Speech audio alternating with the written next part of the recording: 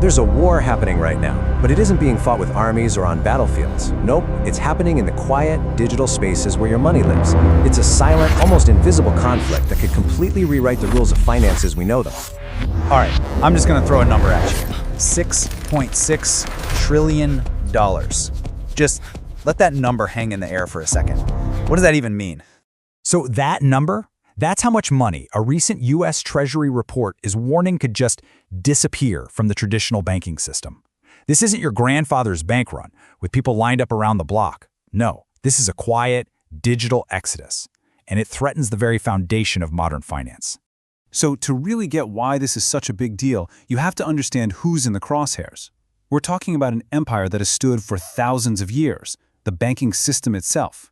It's kind of wild when you think about it. For thousands of years, the basic playbook for banking has stayed pretty much the same. I mean, it started in ancient Babylon with priests literally tracking grain deposits on clay tablets.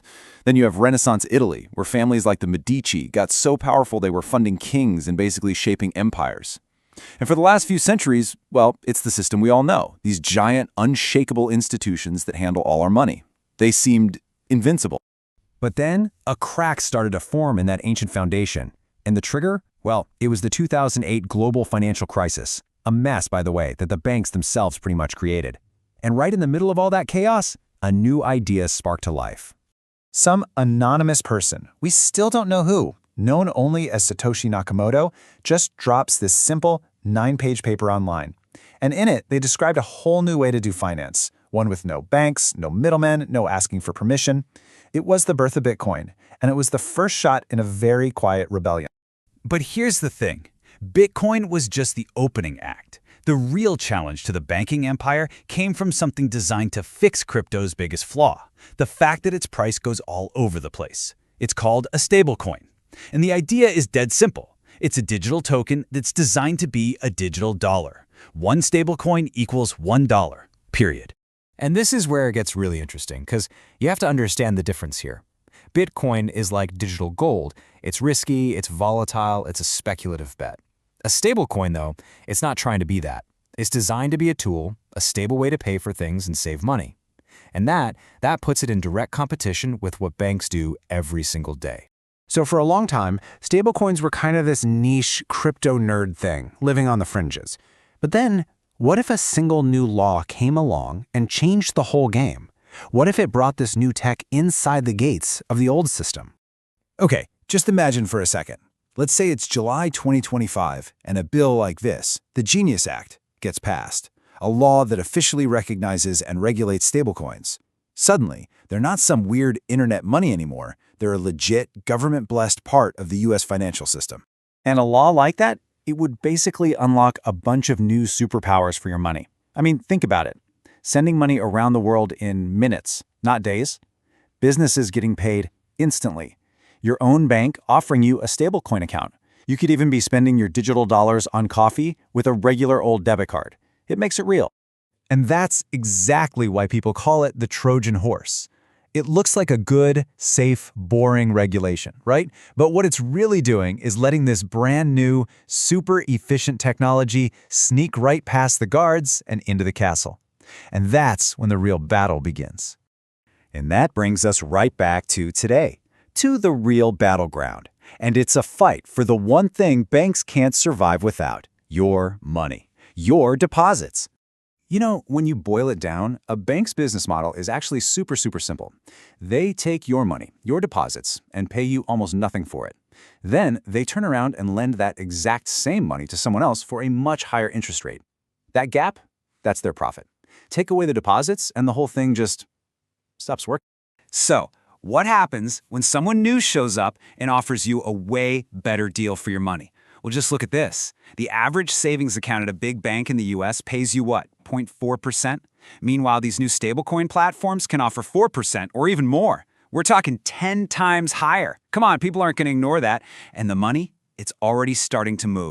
In this chart, this shows you the scale of the problem. Out of $18.5 trillion sitting in U.S. banks, that Treasury report warned that over a third of it is at risk of leaving. Remember that $6.6 trillion number from the beginning? This is it. This is the silent bank run happening right now, right under our noses.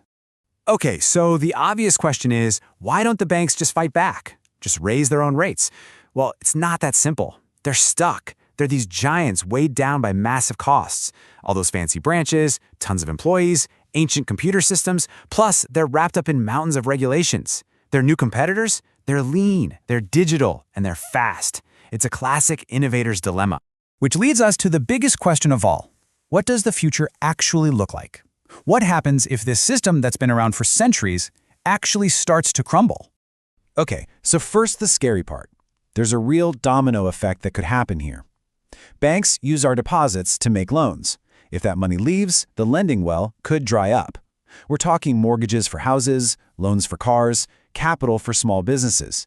It could freeze up a huge part of the economy and risk a major crisis. But, and this is a huge but, there's a whole other side to this story. I mean, just look at this comparison for sending money overseas. The old way is a joke. It takes days, it's expensive, they hit you with fees you didn't even know existed. The new way? It takes minutes, it costs pennies, and you can do it anytime you want. This isn't just a little better, it's a total game changer. And here's maybe the most important part of all. For the billions, and I mean billions, of people around the world who can't even get a bank account, this tech isn't a threat, it's a lifeline. It's a chance for them to plug into the global economy with nothing more than a cheap smartphone. That's huge. So look, this probably isn't about banks just dying off completely. It's about evolution. It's Darwinism for your dollars. Netflix didn't kill Hollywood, right? But it sure as heck killed Blockbuster Video. The banks that get smart and adapt will survive, and probably thrive. But the ones that don't, well, they're going to become the Blockbuster Video of finance, a dusty old relic. The bottom line is this. We are living through one of the biggest changes to the nature of money in history.